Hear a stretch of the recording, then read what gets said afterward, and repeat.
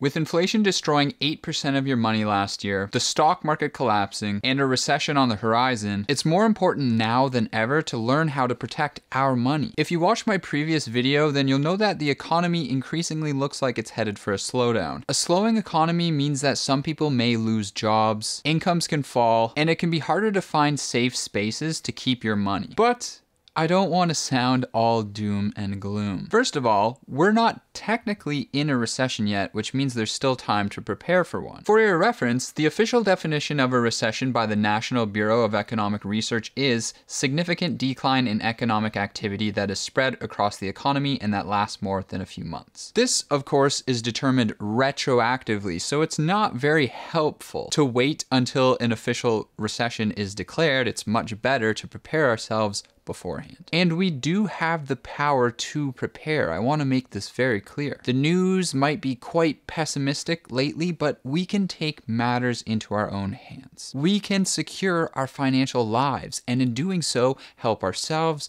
our families, and maybe even our communities. So today, I'd like to talk about a few tools that I think are particularly interesting when it comes to protecting our financial lives against both a recession and inflation. All right, so the very first thing I think you should do is listen to Kendrick Lamar's new album, Mr. Morale and the Big Steppers. Obviously, I'm kidding. Well, I guess not really. I mean, I think it's amazing, so I'd recommend it. But clearly, it has nothing to do with personal finance. I'm just being a bit silly. Or does it? I mean, part of the album is kind of a reflection on the wealth that he's accumulated. Anyway, maybe a story for another day. For real. The first tool that I think is particularly interesting to look at is something called an I-bond. An I-bond is a nearly risk-free investment currently yielding about 9.6%. Let me repeat that again.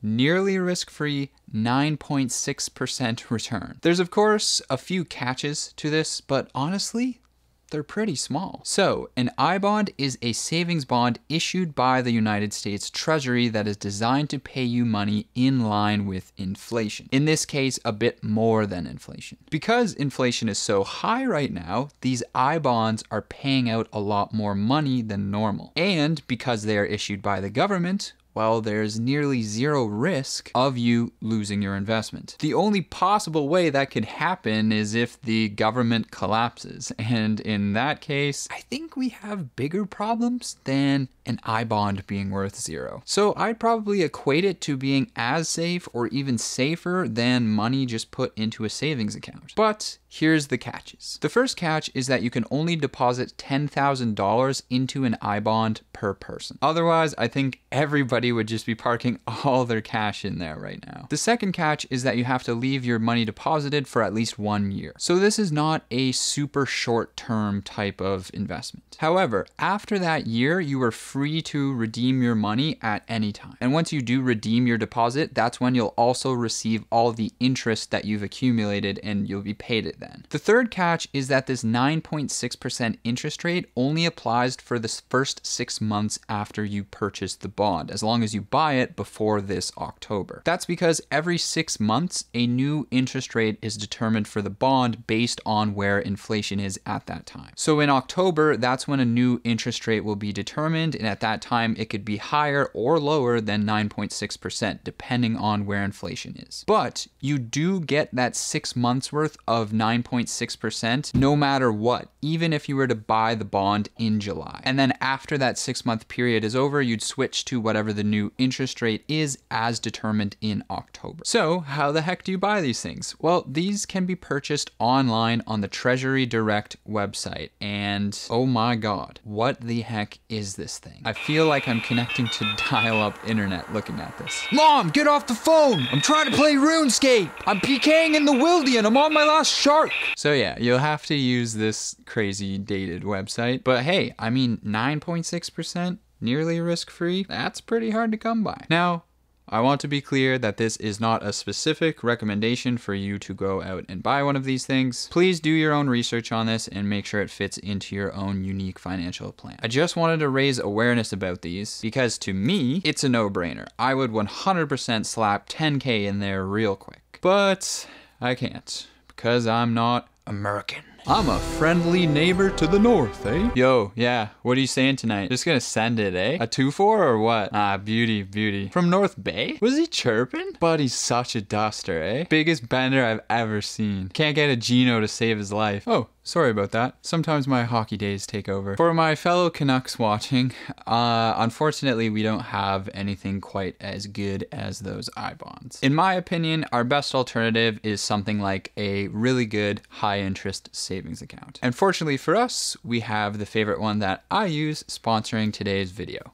NEO. So check this out. Either pause the video right now or check this after watching it. I want you to check the interest rate that your current savings account has. But for those of you who are lazy and you're not going to do that, I'll just tell you right now that straight up it most likely sucks. Like hot garbage. Just a slap in the face, really. Now, we won't name any names, but many high interest savings accounts out there right now currently give you something like 0.05%. And they call that high. That's insanity. It might as well just be nothing. NEO's money account, on the other hand, currently offers 1.45%. I mean, come on, how could you not want to use that? 0 monthly fees, including e-transfers, and a super clean app that pairs perfectly with their awesome cashback card that I also use and love. And right now, if you sign up using my link down below, you'll get $10 as a little welcome bonus for the NEO money account. And if you want to get the full setup like mine, you can also sign up for their credit card in the link down below and get $50. So that's $60 you can have in your pocket,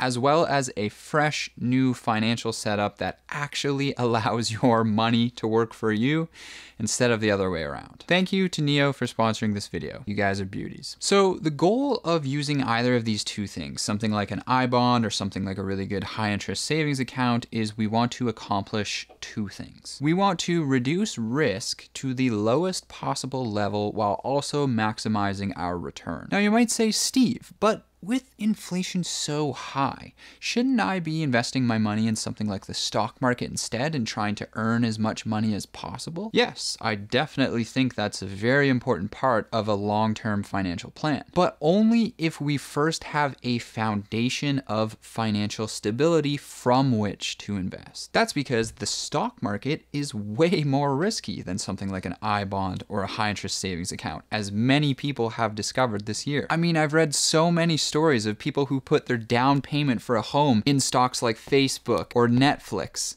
and now have half as much money to actually buy that home. That is not a safe place for a down payment. And because many people invest in the stock market before they have a foundation of financial stability, they panic in times like this today and sell their investments for a loss. So I don't think it's a good idea to invest money out of desperation, of trying to outpace inflation desperately. You're more likely to be emotional and make bad decisions. Now, of course, this decline in markets is most likely temporary, but it could last a really long time. It could last years for all we know. The whole point of preparing our finances for something like a recession is so that we have a chunk of safe money ready for us to call on it whenever we need it. It's up to you to determine what that proportion of money from your whole financial picture is. Maybe it's something like 3 months of living expenses. Maybe it's an entire year of living expenses. Typical recommendations generally range from something like 3 to 6 months worth of living expenses be put somewhere safe. In my case, partly because I'm self-employed, I like to keep at least 1 year's worth of cash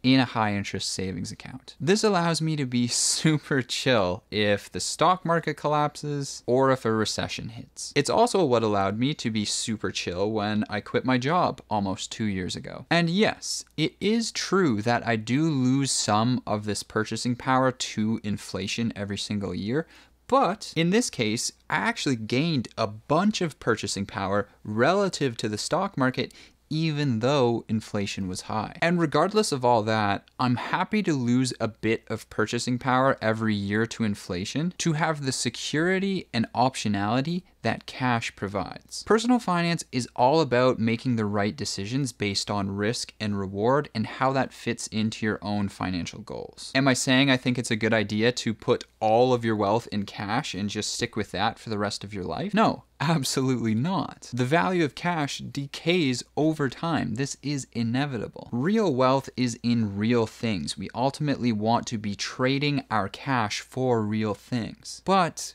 cash is that optionality. It gives you choices of when and what to trade. And that optionality can put you in a position of strength going into something like a recession. Then things like investing can be done very comfortably and advantageously. Otherwise, as Kendrick says in N95, you out of pocket. So hopefully this gave you some helpful ideas to both maximize your return while minimizing risk in areas outside of the markets, and gave you a bit more of a holistic view of personal finance outside of the markets. I know that's where most of the attention goes in the media and stuff like that, but I think this other stuff deserves a lot of attention too. Thank you so much for watching, and I'll see you again soon.